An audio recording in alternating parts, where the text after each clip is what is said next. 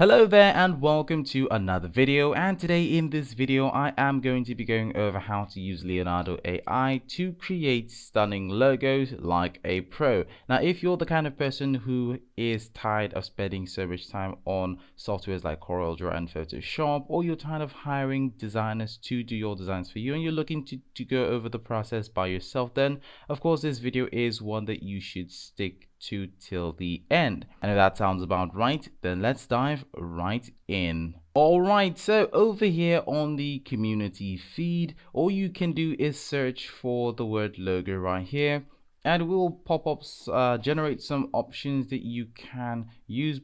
Alright, so after some time searching, I stumbled on this one right here, and it kind of looks good for what I'm thinking of using. So I'll just click on the image right there. Alright, so this is it right here with all the necessary settings. What I will do this time is change some things right here. So instead of eagle design, I can of course use something else. Let's say, and when you're done with your prompt, you can click on generate. Alright, so after some attempts, I was able to come up with some really nice results, and most didn't really make that much sense, but generally I was able to play around with the prompts and I came up with some really stunning looking logo designs. So you can try this out and see what comes out of it.